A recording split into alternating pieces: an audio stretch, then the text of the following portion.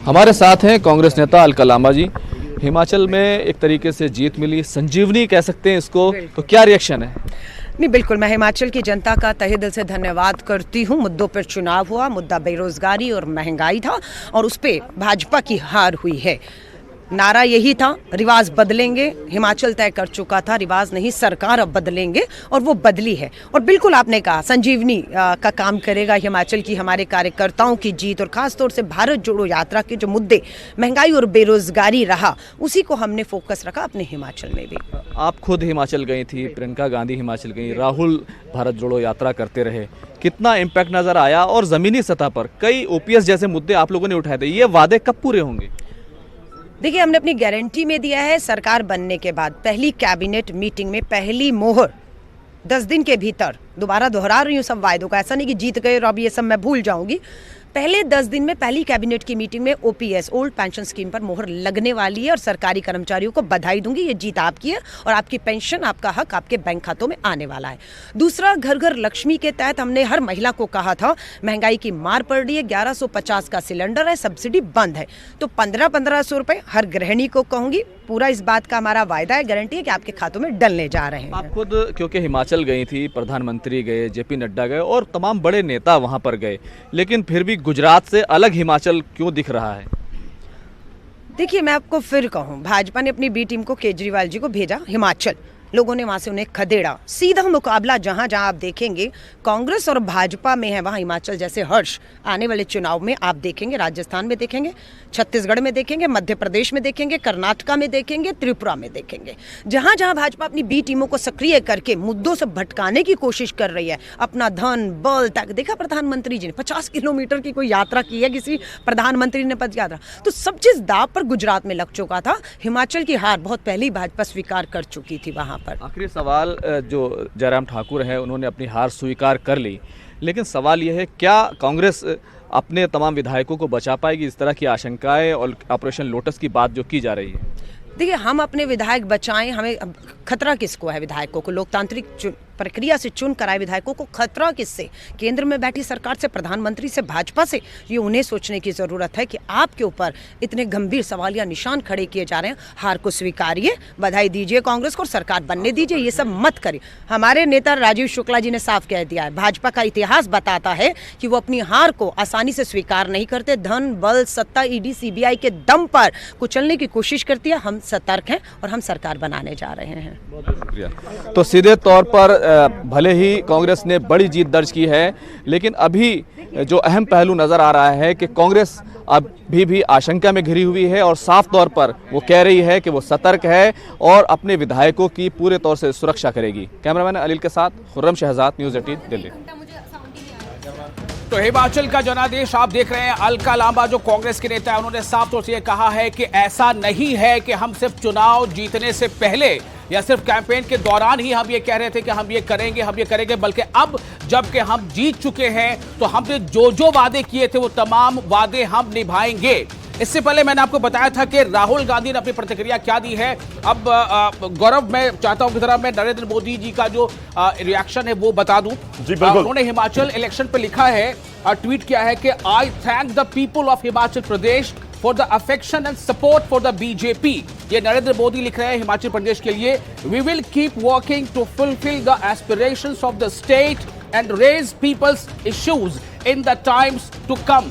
ये नरेंद्र मोदी प्रधानमंत्री ने हिमाचल के नतीजे पर अपना रिएक्शन दिया है। कर्टसी ट्वीट है ये, आप इसको कह सकते हैं कर्टसी ट्वीट है। देखिए, आमतौर पर इस तरह से होता है कि आपको रिएक्ट तो करना होगा और जीत है हार है उसको कबूल तो करना होगा। तो वही चीजें नजर आई हैं, हम इसका जिक्र करते रहेंगे। और इस बीच देखिए, मुद्दों का बहुत जिक्र हो रहा था और मुद्दों के जिक्र के बीच अब बात यह है कि पिक्चर तो क्लियर हो चुकी है। हिमाचल में कांग्रेस की सरकार बनने जा रही है। मुख्यमंत्री कौन सा होगा, बस अब नजर उस पर ही टिकी है। और मुख्यमंत्री कौन होगा, क्या वाकई ही कांग्रेस में जो अंदर विशाल नजर आती हैं चीजें, किसी भी स्टेटमेंट चले जाइए कि वहां पर अलग अलग ग्रुप्स बन जाते हैं कांग्रेस के अंदर, और कई बार वो इलेक्शन में इतने भारी पड़ जाते हैं कि कांग्रेस बिखर जाती है। लेकिन यहां जीत चुके हैं, अब ये एक जरूर सवाल है कि आखिर किस तरह से सबको कुनबा जो है संभाल के रख पाएंगे, और जो एक नाम ऊपर से आ जाता है, क्या वीरभद्र परिवार को अगर ये सीट नहीं मिलती मंजूर होगा?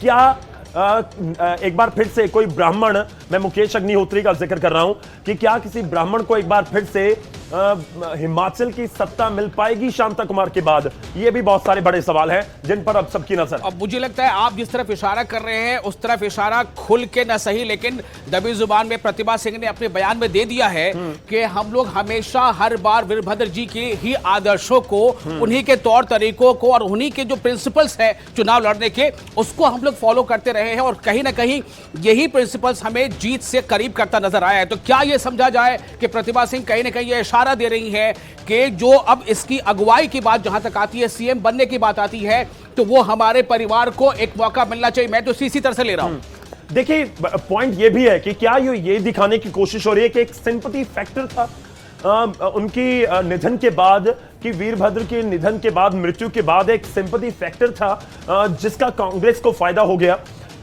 बेशक वो खुलकर इस चीज को नहीं कहेंगे, इनडायरेक्टली इन चीजों का जिक्र वो करते रहे।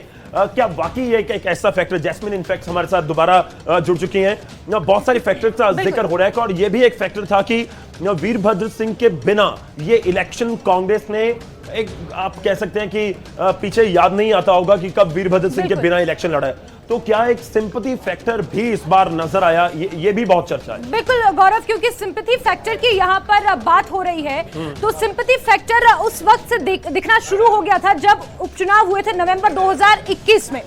सिंपैथी फैक्टर उस वक्त जरूर काम किया था जब संसदीय क्षेत्र प्रतिभा सिंह जीत चुकी थी, जबकि मुख्यमंत्री जयराम ठाकुर वहां पर मौजूद थे, लेकिन उसके बावजूद भी तमाम 4 सीटों पर हुआ था, उस पर कहीं ना कहीं कांग्रेस ने एक अच्छी जीत दर्ज की थी।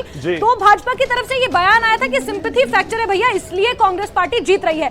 लेकिन अब क्योंकि काफी समय बीत चुका और उसके बाद ये कहना कि सिंपैथी फैक्टर वर्क किया, मुझे नहीं लगता ये फैक्टर उतना ज्यादा इफेक्टिव रहा होगा। हाँ, रामपुर में या फिर सिरमौर में, शिमला में, सोलन में, ये जो कुछ ऐसे इलाके हैं जहां पर कांग्रेस का वर्चस्व शुरू से रहा है, उन इलाकों में जरूर सिंपैथी फैक्टर थोड़ा बहुत 2 to 4% ये फैक्टर काम किया होगा। लगता है जो आपने 4 जिले बोल दिए, 20 सीटें हो जाएंगी, तो अगर 20 सीटों पर सिंपैथी फैक्टर हो गया तो फिर तो सरकार बनी जानी। तो मुझे लगता है कि इसमें प्रतिभा सिंह ने जो कुछ कहा है वो एक तरह से जीत का दायरा को थोड़ा सा बड़ा करना चाहती है। मैं वही कह रहा हूं कि जो पहले भी जिक्र हो रहा था कि जब आप जीतते हैं तो फिर बहुत सारी चीजें ऐड हो जाती हैं। अगर हम बीजेपी के पक्ष में ये आंकड़े होते तो फिर अग्निवीर का जिक्र उस तरीके से नहीं हो रहा होता, या फिर कांग्रेस के 1500 रुपए वाले वादे का उस तरीके से जिक्र ना हो रहा होता। लेकिन अगर बीजेपी को हार मिली है तो फिर कांग्रेस की जो स्ट्रेटेजी थी, या कांग्रेस ने जिस रणनीति के साथ चुनाव में अपने आप को उतारा हो, चाहे राहुल गांधी को साइड रखना हो, अब कटाक्ष के तौर पर राहुल गांधी नहीं आए, जीत गए, ये जिक्र हो रहा है। लेकिन देखिए, राहुल गांधी, हम सुबह से जिक्र कर रहे हैं कि राहुल गांधी के नहीं आने का एक सीधा मतलब यह हुआ कि हम तो स्थानीय मुद्दों पर चुनाव लड़ेंगे। आप करते रहिए, राम मंदिर का जिक्र करते रहिए, आप 370 का हिमाचल में भी जिक्र करते रहिए, यूनिफॉर्म सिविल कोड का जिक्र करते रहिए, संपत्ति का ब्यौरा, इस तरीके के मुद्दे भाजपा ने अपने घोषणा पत्र में जारी किए थे, जिनका हिमाचल की राजनीति से कोई रेलेवेंस है नहीं। लेकिन इस बीच विक्रमादित्य सिंह भी कुछ कह रहे, विशाल और गौरव, पहले उनको सुन लेते हैं।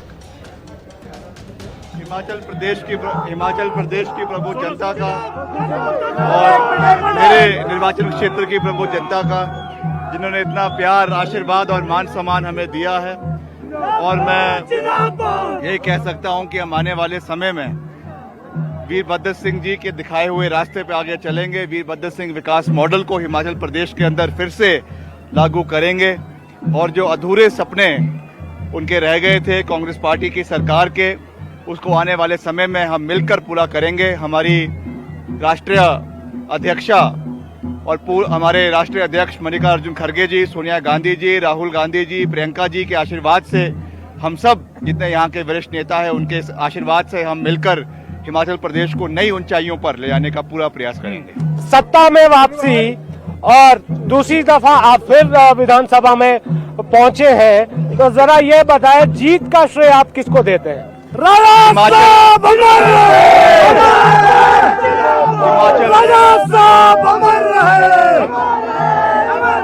सबसे पहले तो हिमाचल की प्रभु जनता को सबसे बड़ा श्रेय है। और साथ ही साथ वीरभद्र सिंह जी के नाम पे जो ये चुनाव लड़ा गया, उनकी लेगेसी, उनके नाम पे जो ये वोट पड़ा, मैं उनको भी श्रद्धांजलि अर्पित करता हूं। और श्रीमती प्रियंका गांधी जी जिन्होंने हिमाचल के अंदर ताबड़तोड़ रैलियां करी, उनका भी धन्यवाद। और जितना हमारा शीर्ष नेतृत्व है कांग्रेस पार्टी का, चाहे केंद्र में है चाहे प्रदेश में है, सब लोगों के सहयोग और आशीर्वाद के साथ आज हम इस मुकाम पे पहुंचे हैं। सब लोगों का मैं दिल की गहराइयों से बहुत बहुत धन्यवाद और आभार प्रकट करता हूं। मुख्यमंत्री का चेहरा कौन होगा ये नहीं मैं पूछूंगा, मैं आपसे ये पूछूंगा मैं तो ये कब घोषित होगा? विधायक दल की बैठक होगी और विधायक दल की बैठक में ये निर्णय लिया जाएगा कि अगला प्रदेश का मुख्यमंत्री कौन होगा। हाईकमांड के जो हमारे को दिशा निर्देश होंगे, उसके सब चीजों को मद्देनजर रखते हुए हम आगे बढ़ेंगे। और जो जनता जनार्दन का सेंटिमेंट्स है, उसका भी हाईकमांड उसका सम्मान करेगा, इसका भी मुझे पूरा विश्वास है। क्योंकि वीरभद्र सिंह जी के नाम पे ये वोट हिमाचल में पड़ा है, उनके नाम का एक बहुत बड़ा रोल इस चुनावों में रहा है। तो मुझे पूरा विश्वास है कि हाईकमांड उस चीज का पूरा ध्यान रखेगा और जिसको भी वो अगला मुख्यमंत्री बनाते हैं, विधायक दल के सहयोग के साथ हम उनके साथ हैं। घोषणा आज या कल? अभी तो विधायक दल तय करेगा।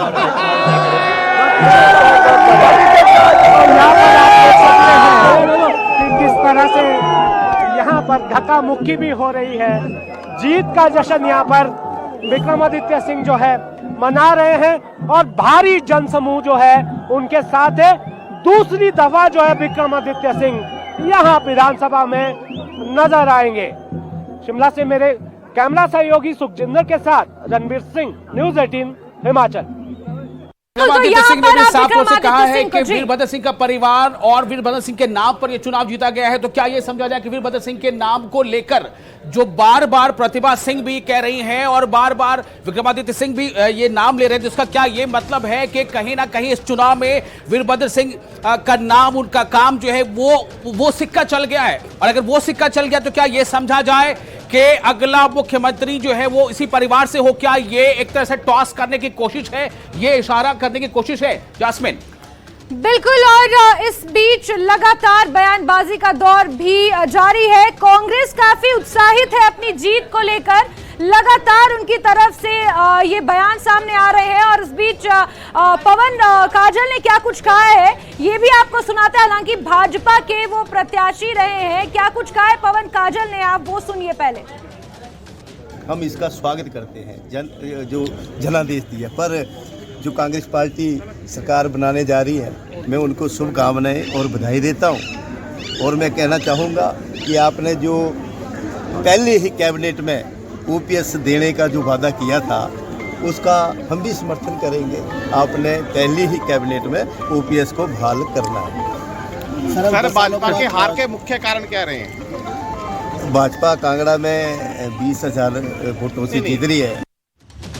बिल्कुल। तो भाजपा के हार के कारण क्या कुछ रहे, जब ये सवाल पूछा गया पवन काजल से तो उन्होंने कहा चिंतन मंथन किया जा रहा है और कहीं ना कहीं 20 से ज्यादा सीटें तो आ ही गई है हमारी झोली में। तो आपको बता दें कि यहाँ पर अब रिवाज बरकरार रखते हुए कांग्रेस पार्टी ने जीत हासिल कर ली है। अब बड़ा सवाल यह है कि मुख्यमंत्री आखिर कौन होगा। तमाम पहलुओं पर हम चर्चा कर रहे हैं कि किस तरीके से कांग्रेस पार्टी ने कैंपेन चलाया, किस तरीके से चुनाव को जीता गया, क्या कुछ वो फैक्टर, अहम फैक्टर्स रहे जिस पर यह चुनाव लड़ा गया।